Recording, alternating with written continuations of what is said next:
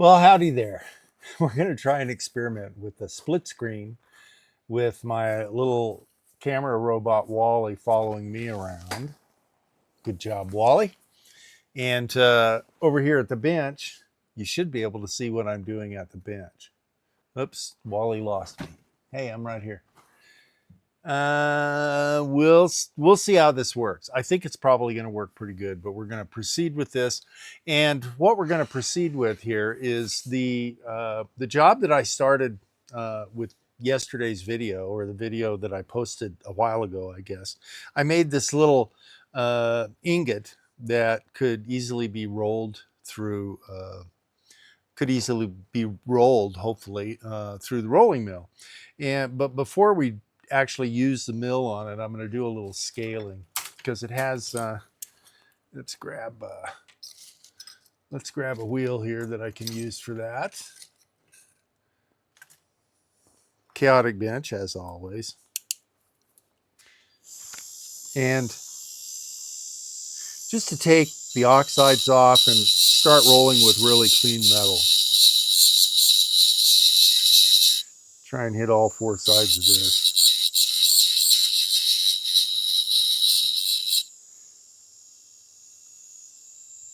I'm not so concerned about the ends, but before I roll this out, I don't want to push oxides or stuff from the melting platform into the metal, so I have to deal with that later on. Of course, now my fingers are getting kind of hot. Let's get this last side here. There we go. Oops. Of course, pops out of my hand. That gave it time to cool off, so I can just move forward here. Okay, that's probably clean enough. One. Yep, that's good. Okay. Turn this off and see if Wally can follow me. Wally, that's his sign to start following me again. Okay, we're going to come over here to the rolling mill.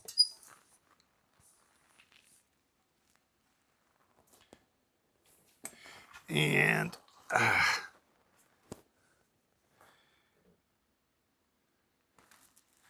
looks like this might just work out. Going back and forth between these two screens. The idea is to get this down to sizing stock size appropriate for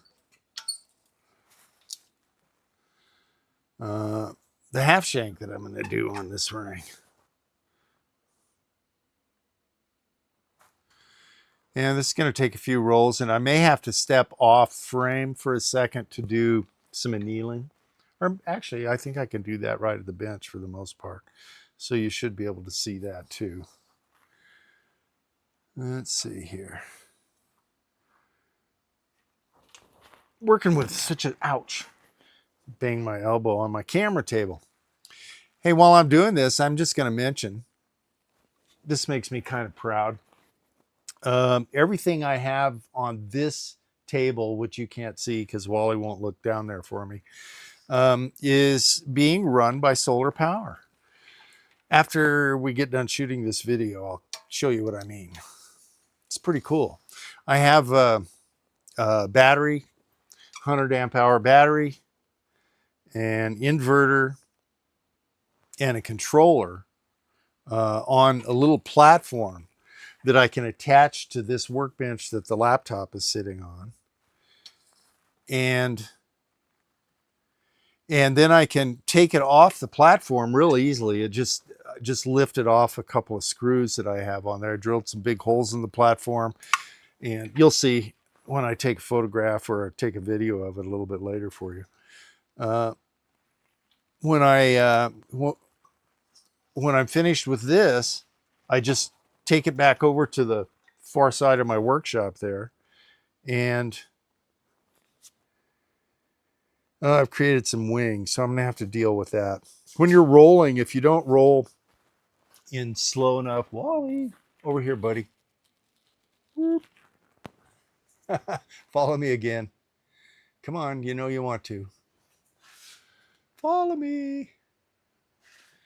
Yeah, it's not wanting to follow me. I'll manually direct him over here for now, I guess. There we go. Um, if you go too big of steps, you end up getting little wings on your ingot, and I think I'm just going to grind those off so I don't be dealing with those as slivers a little bit later on.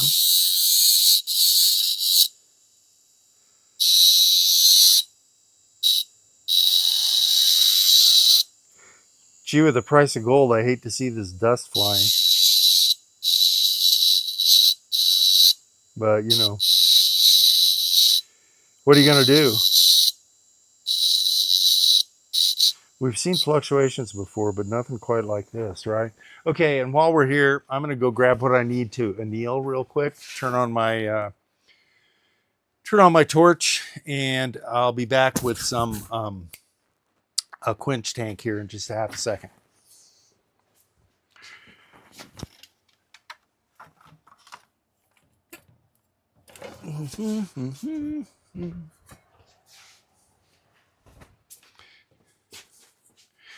Already had water in the tank, so we're good to go that way. There we go. Let's find a little bit of charcoal block here. Flame on, right?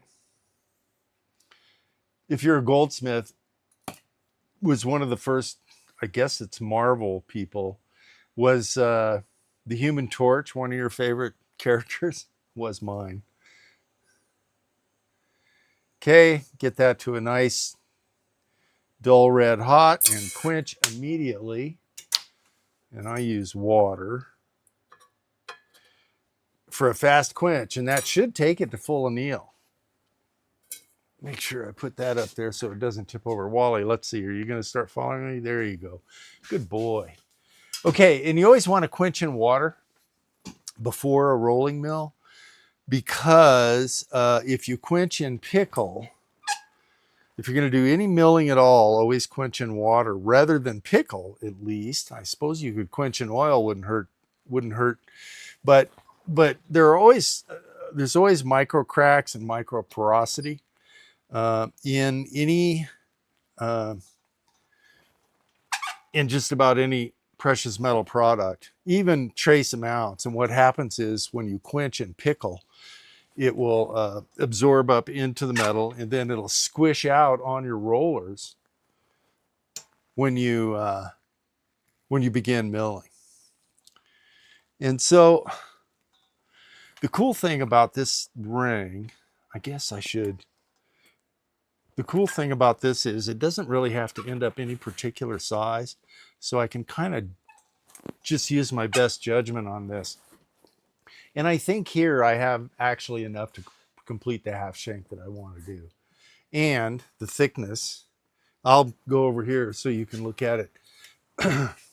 Here, you can see the thickness is probably just about perfect for this half shank I'm going to do. Okay, cool. So the next thing is going to be to quench this one more time, or anneal it one more time, so I can bend it into the round half shank that I need it to be. So let's anneal. Heat to a dull red. Doing it by eye. And quench immediately. There we go. Should have reached in there with tweezers. But now this will be malleable enough that I'll be able to bend it into the half shank. So the next thing that we're going to do is just cut this shank off about halfway around.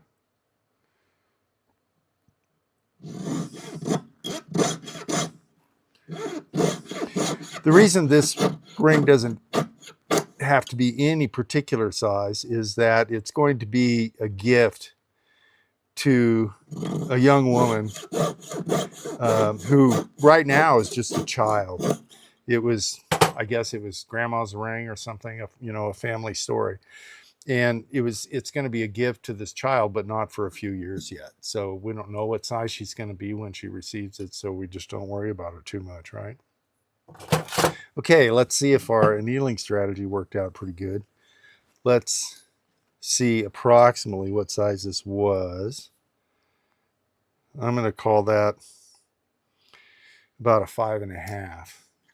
So let's start bending this around. And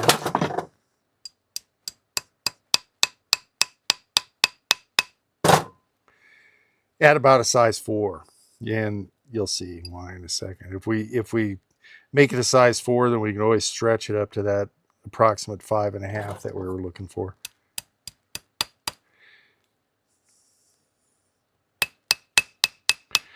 Now I managed to get a little bit of a curve in this. So the next thing, I don't know if you're going to be able to see. Oh yeah, you can see. Let me just move this out a little bit. And we'll try and make this flat against the bench block. And let's see what we have now. I imagine it's probably close to that 5.5 we were talking about. God, that's just going to work out about perfect, you know. Okay, so one more thing here. We're going to flat cut one end.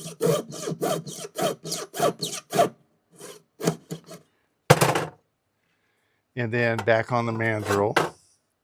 And what I noticed was that it could use just a little more of a bend. If I can find my ring bending pliers here.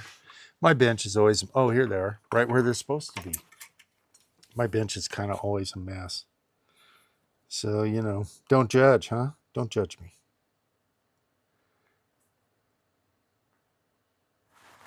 Are you seeing? Yeah, you can see what I'm doing here. Just checking. Okay. Boom. Like this, and hopefully you can see this. I'm going to line up the flat cut that I did with one side of this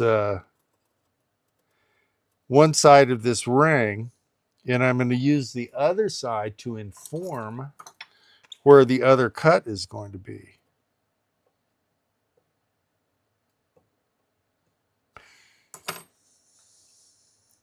And I'll end up cutting off. You probably can't see my line, but this is the part that's going away.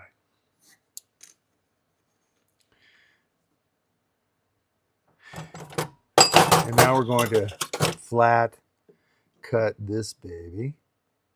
And again, I'm not shooting for a specific size, although it would be nice if it was approximately the same size as the original ring.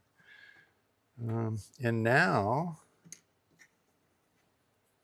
Wally lost me. Wally. Wally. Buddy. There you go. Okay. Right here. I'm going to use these parallel pliers and kind of a hefty file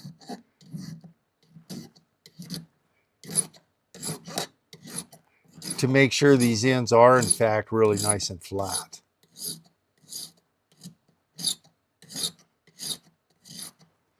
And I'm going to do the same thing, and actually I'll hold this in my hand to make sure this is actually flat.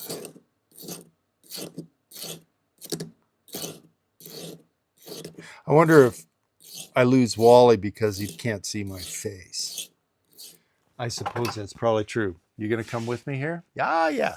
Okay, next thing we're going to do is weigh this ring now, because we got to figure out how to build this, right? And with gold being so expensive, it's going to be part of the price.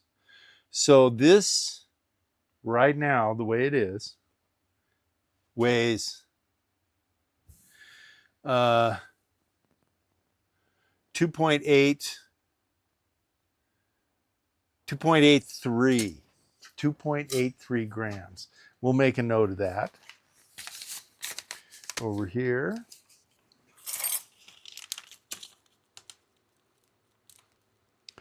.83, and then we'll weigh it again after we've installed the half shank.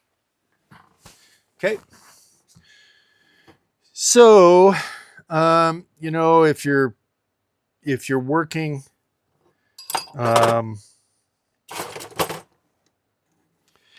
if you're working in a slightly more primitive studio setting, you're going to have to figure out how to jig this up before you solder it together. I'm lucky enough to have a really well-equipped studio here. I went too far. Now I'm going to use these pliers, featured in another video of MJSA's favorite tools. These are the pliers I got off my dad's workbench after he passed away. So they mean a lot to me, and I've used them making jewelry for my entire career. I mean, from day one of my probably slightly over 50 years. Okay, now I've got a really good alignment. But follow me, Wally. Can you come over here? Yeah. Laser welder. I'm going to just tack this together. And then I don't have to worry about jigging it when I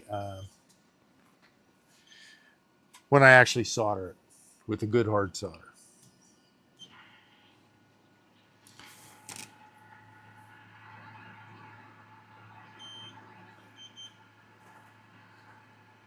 I'll need to bump up this quite a bit to get the kind of tack I want. I'm up to about a power of 3.6 kilowatts and 3.4 milliseconds with a beam width of 3 millimeters, or 0.3 millimeters.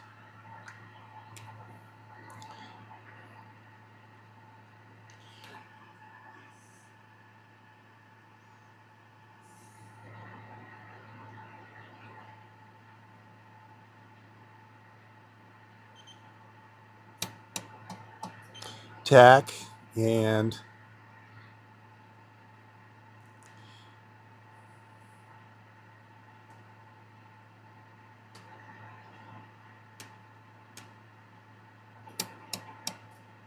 tack.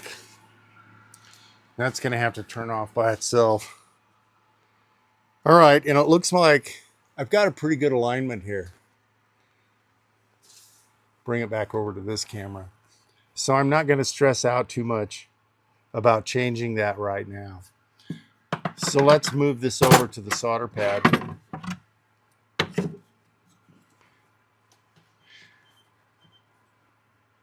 And I have, let's see, it's the right way to do this. I'm going to set this up like so. And let's turn on, I don't know why my laser's talking to me so hard. Let's get the torch going. I'm usually a hot and fast worker here. Let's flux this. So I use a pretty hot flame.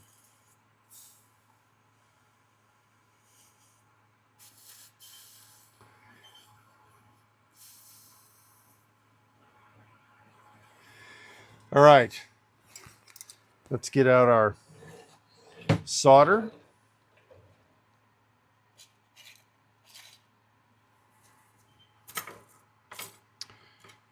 Soldering tweezers that are still coated with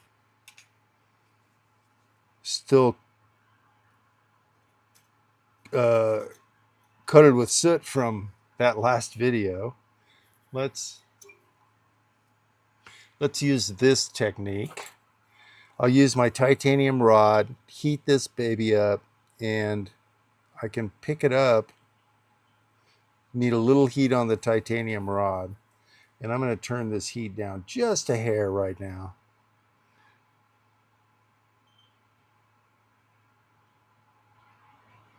Now the tweezers that are grabbing this thing are going to act a little bit like a heat sink.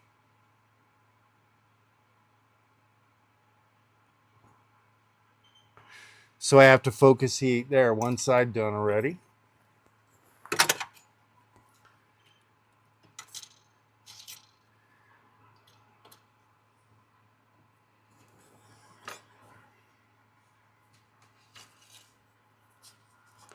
All right, let's flux this piece of solder.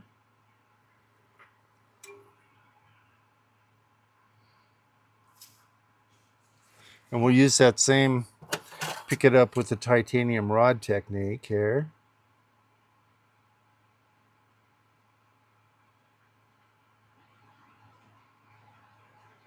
Come on, there you go. You know you wanted to. All right, let's heat this side up.